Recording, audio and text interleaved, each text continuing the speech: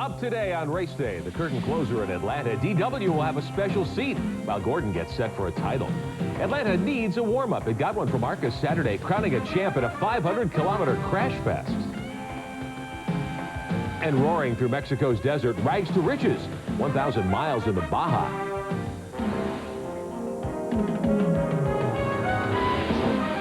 It's Race Day, Sunday, November the 12th, 1995. Well, good morning. Welcome to Race Day. I'm Rick Benjamin. As Jeff Gordon gets set to storm Atlanta, we'll go up on two wheels and hear from maybe the decisive force in the IndyCar war, the big money sponsors this morning. But we open this Race Day down in Georgia. After 30 races, it's come to this. A 24-year-old Californian by way of Indiana only has to lead a lap or watch one car drop out to count the $2 million Winston Cup crown his today. Jeff Gordon starts 8th at Atlanta. His only threat for the title, fell the name of Earnhardt, you might have heard of, goes from 11th today. Race Day's Matt Yoakum is live at Atlanta Motor Speedway to cover the NASCAR season finale for us. Matt, what's the situation down there? What's the mood among the title contenders as we get ready to go racing? Well, Rick, they're both in good spirits, both in their coaches trying to stay warm as temperatures right now are about 40, a high of today of about 51 for racing conditions. You know, you look at this, it's a thing for Dale Earnhardt. He's come in here, he's finished second or better 4 times and taken home the title. No, it's slim and none right now. You know, he's got a couple cars in the field that, you know, he's got to finish, what, 40th or better, 41st or better. So just got to go out and race, try to win the race tomorrow, and work toward next year, I reckon. It's been a good year for us, though. Well, for Jeff Gordon, it's simple. Finish 41st or better or lead one lap, and he'll win the most prestigious title of his Winston Cup career, the 1995 Winston Cup Championship. It's just like every weekend. There is no planned strategy. I mean, no matter what strategy you have, it always changes. But I know that championship is the first thing on our minds, and you know, making sure we're not the first car out of the race. Well, you know what? It's all come down to this race, and Ray Evernham this morning, not some good news for you guys. You had to change an engine. Yeah, you know, we had a little crisis, but that's when my guys are the best. They're really good with that stuff, and it jumped up, bit us a little bit, and they got real busy and didn't have much time to be nervous. So the car's on the line and ready to go. How do you play it today? Basically, it's a virtual lock, but anything can happen. Oh yeah, you know, we are not going to play it conservative, though. You know, we've not run as good as we'd like to the last 2 or 3 weeks, and we want to end the season running well. And you know, I really want to think back to about 8 years ago. Well, I was under the hood of an IROC car, and I think you were cleaning lug nuts. It's been a long 8 years. It has been. Good luck today. You know, one thing going on today, you know, these guys are going to probably win their first Winston Cup title, but you look back to 1984, that's when Colonel Rick Hendrick began his illustrious run for that Winston Cup championship. Rick? It's been a long time. They've certainly put in a lot of effort. Matt, while you have Ray there, what about the two Hendrick team shadow cars, the Jack Sprague car and now the Jimmy Horton car? I guess there'll be a driver change. What are they going to do today? Well, Rick, Jeff Purvis will start the car. Jimmy is in the hospital. He's in intensive care unit. He's got 2 broken collarbones, 2 broken shoulder blades, and a cracked 6th vertebra. But they think that he'll be out of ICU maybe sometime as soon as Tuesday. Well, that's good news indeed. All right, thanks, Matt. Thanks, Ray Evernham. We'll be back to Atlanta with a lot more coming up in minutes here on Race Day. Let's head south and west now. The world's best off-roaders gathering in the Baja this week, the annual Baja 1000. This year, the team started up in Tijuana for the first straight run down to Ensenada in 3 years. Race Day's Jerry Garrett tells us it was also the longest off-road race ever held in North America. The Baja 1000 was run this week over an 1,100-mile course. It started in Tijuana, Mexico, and finished in La Paz at the southern end of the Baja California Peninsula. The course selected this year was the longest ever, and former winner Ivan Stewart predicted an awful race. This will separate the men from the boys, believe me. The guys that finish this race will have all the off-road driving they'll want for one race. More than 200 vehicles entered this grueling race, and only a handful of finishers were expected. The race was run mostly off-road through some of the most desolate backcountry in the world. This section of the course at La Rumorosa was typical of some of the challenges facing the racers. At this point, the vehicles had to descend from an elevation of 4,000 feet to near sea level in a little over 10 miles down a primitive wagon road. This race is only run the full length of the Baja Peninsula once every 3 years. And the winners, the last time that was done, were brothers Paul and Dave Simon in their Ford F-150. The Simon brothers again challenged for the lead as the race stretched into the night, and night again became day. But the Simons were edged out for the victory by Larry Ragland, a 51-year-old furniture store owner from Phoenix, Arizona. He came into the finish nearly a full day after he left the starting line. And we've been through mud holes, we've been through rain, we've been through booby traps, we've been through, I mean, there has to be 100,000 people scattered along the course. Reporting from Baja California, Mexico, this is Jerry Garrett. Rags to riches indeed. All right, thanks, Jerry. Congratulations to Larry Ragland winning this year in Baja. Note of sadness, though, for the off-road and racing communities this week. Noted car owner and competitor Bill Stropp passed away last Monday. He'd been in ill health for many years. Bill Stropp fielded off-road cars for Ford for a long, long time, often with Parnelli Jones as his driver. Stropp also had entered cars in Winston Cup, Trans Am, and Super Truck events, and had many successes back in the 50s in the Carrera Panamericana in Mexico. Bill Stropp will be missed.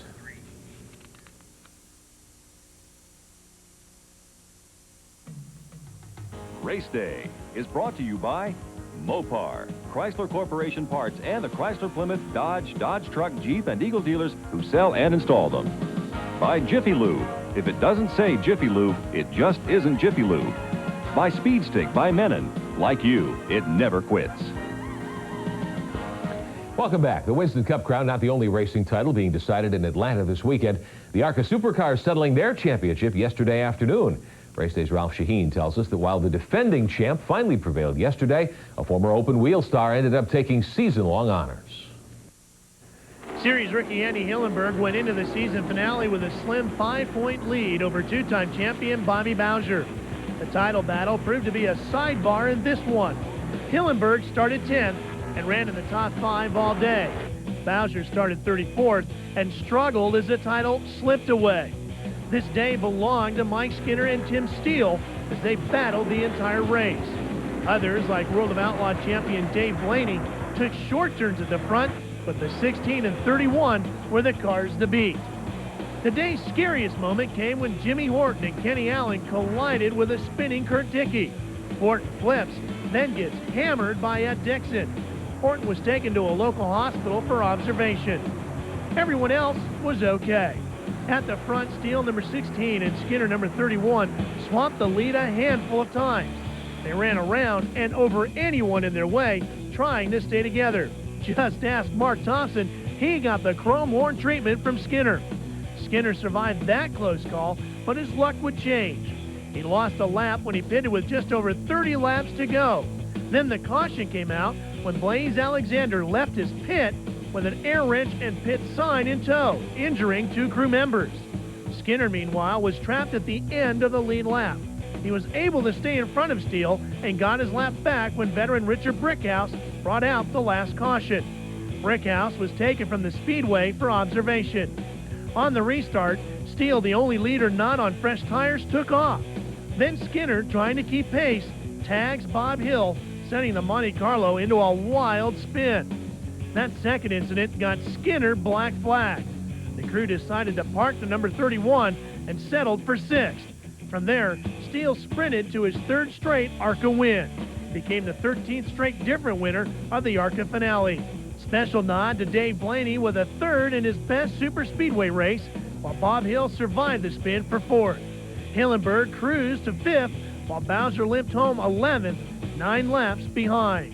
That gave the happy rookie his first championship ever. For Race Day, I'm Ralph Shaheen.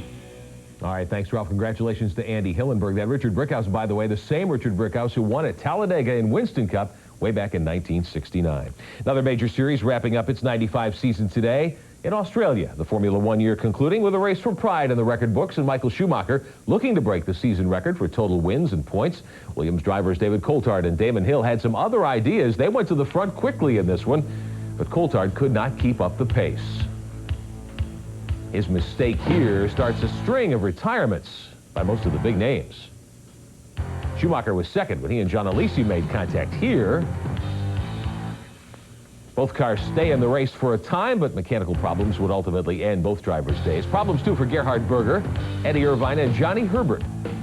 Driver error proved the undoing of many others. In fact, only 8 of the 23 starters finished the event. At the head of the list, Damon Hill wins his 4th of the year, 12th of his career. Olivier Panis comes home second, 2 laps back. Lots of new faces in the top 6, scoring key points for their teams. That'll help them earn travel money for 1996. And there's good news for Mika Hakkinen, the McLaren driver who suffered severe head injuries in that practice crash Friday. Reports this morning say he's awake, alert, asking questions. He'll be in intensive care today, but doctors say Hakkinen should make a full recovery and get home soon. In an unprecedented move, the FIA has expelled the Toyota Castrol team from the World Rally Championship now. Inspectors found illegal turbo inlets on the Toyota cars at the recent Rally Catalunya in Spain. The England-based team has been removed from the championship battle this year and suspended for a season.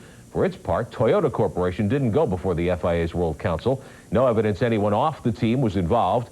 Now, this exclusion gives Mitsubishi the lead in the world manufacturer standings over Subaru and Ford. Toyota's drivers Juha Kakkonen and Didier Auriol are out of contention for the World Rally Championship. When we come back, much more to show you here on race day this morning. We'll head back to Atlanta, get more information on the Winston Cup season closer that's coming up in a little less than an hour. And a surprise face takes a spot in the Busch Clash next February. We'll hear from Darrell Waltrip, today's pole sitter, coming up.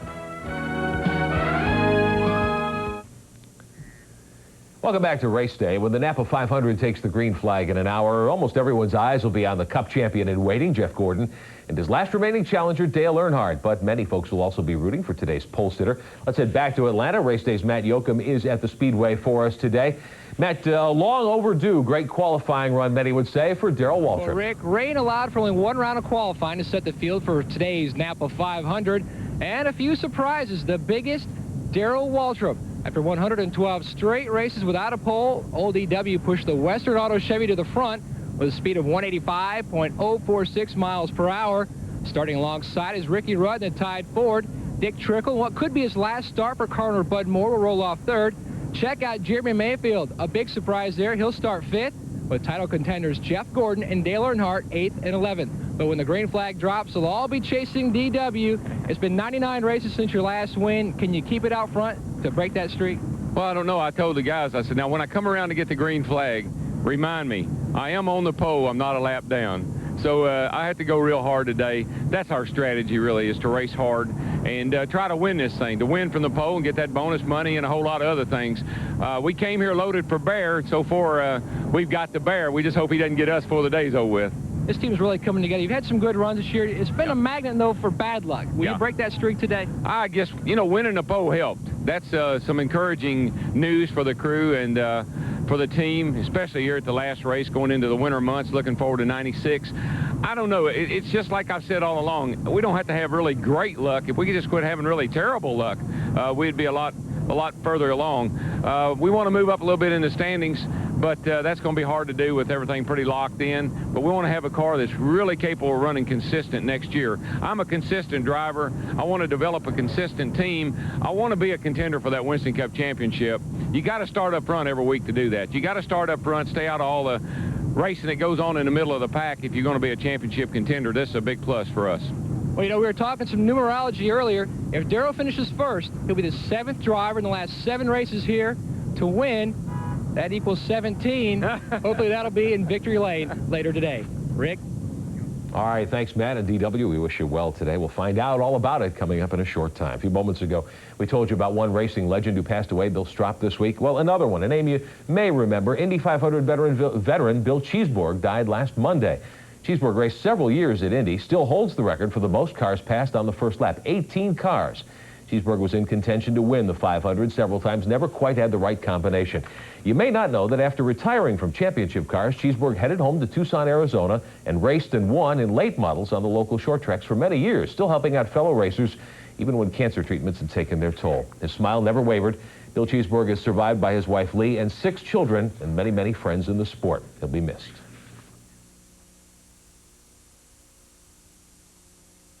Promotional fee or consideration paid by Winston Cup Illustrated. If you're fascinated with Winston Cup racing, you need Winston Cup Illustrated to take you behind the scenes. Call now to receive 12 months of America's only 100% Winston Cup magazine. By StarCraft Automotive, the leader in luxury van and truck conversions. Discover for yourself why StarCraft luxury, quality, and safety is setting the standard in luxury conversions.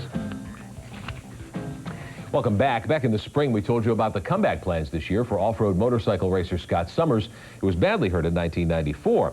In our Mopar Performance Update today, Scott making good on his comeback plans. He had a very good year, contending for the AMA's cross-country and hare scrambles titles. The cross-country shootout came down to a final race battle between Summers and defending series champ Scott Plessinger. The World Series, it's the 9th inning, and it's tied up, and there will be no overtime, so it's coming down to the wire. I just got to treat this just like any other race. I'm not treating it like a championship race. I'm just go out there and use my head and try not to make any mistakes today. Cross-country is the overland equivalent of motocross. Gullies, forests, and creeks replacing the jumps and whoop-de-doos. Slick hills and cold streams can make physical endurance as important as outright speed on these bikes. Summers came to the finale with a slim lead, but it was Plessinger who jumped out front early, and he needed to be the best Scott in the class on this day, and he was. By pit stop time, the KTM rider had a 40-second advantage over point leader Summers. Plessinger was impressively fast over the rocks and mud, while Summers struggled, falling as many as 6 times. Plessinger was flawless, though, over hill and dale, spreading to his 5th win of the year, earning a tie in the final standings. But Plessinger gets his 2nd straight AMA cross-country title because he had one more win on the year than did Summers, and that's the first tiebreaker. It was Scott Plessinger's 4th AMA national title.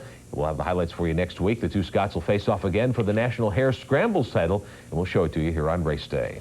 Well, time may be running out for those hoping for peace in IndyCar racing. No indications that CART and the Indy Racing League are talking to try to resolve their differences. So far, we've heard from both sanctioning groups and the fans, and now the sponsors are weighing in. Many feel that IndyCar Racing's corporate backers should ultimately decide what happens at Indianapolis next May and with the entire IRL. Those close to CART say that most sponsors will let the teams decide whether to go to Indy. That seems to be the case for Bobby Rahal and his sponsor, Miller Brewing Company. Well, first of all, it's a real shame that it's come to this. I mean, that is an institution, obviously. And we would regret if we were unable to participate at the Indy 500.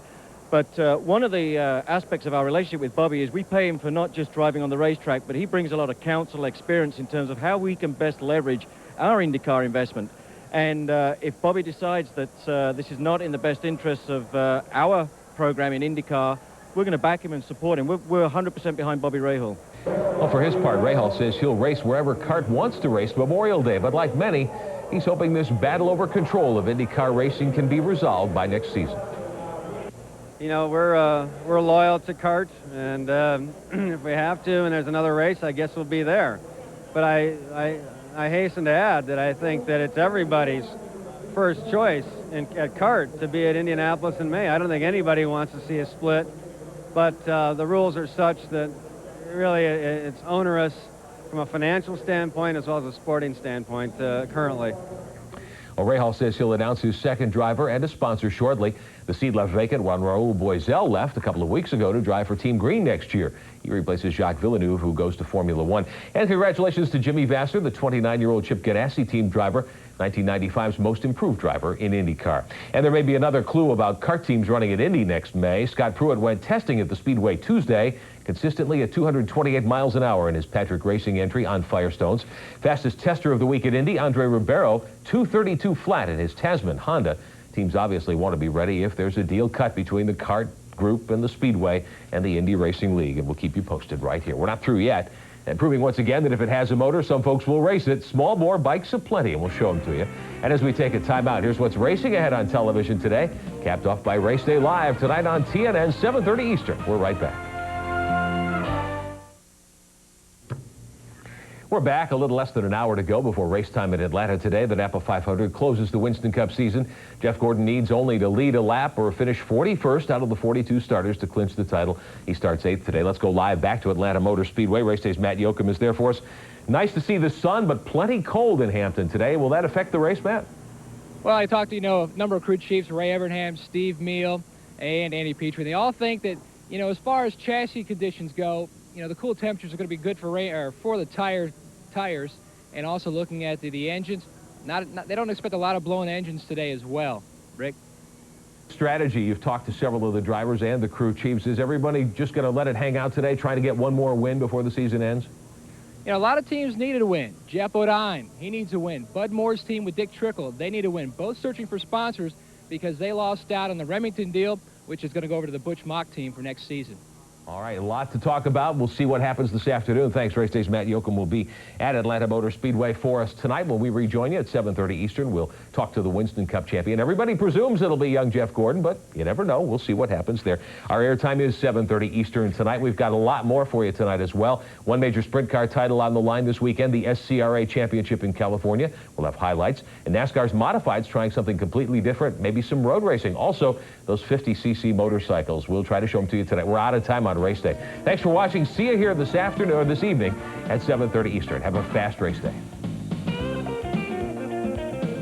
Race Day is brought to you by Mopar, Chrysler Corporation Parts, and the Chrysler Plymouth, Dodge Truck, Jeep, and Eagle dealers who sell and install them. Promotional fee or consideration paid by Simpson. Drivers, race teams, and race fans, now is the right time to get ready to go racing in 1996. To get the new Simpson catalog, dial 1-800-71-RACIN and join the Simpson team today. Go behind the scenes with Ernie Irvan in the exclusive video documenting his triumphant return to racing. Order Miracles Happen, the Ernie Irvan comeback. Call 1-800-251-8888. Order now and receive your video after December 1st. Radio communications are provided by Racing Radios. For all your business and racing communications needs, as well as scanners and frequency lists, call on Racing Radios at 1-800-669-1522.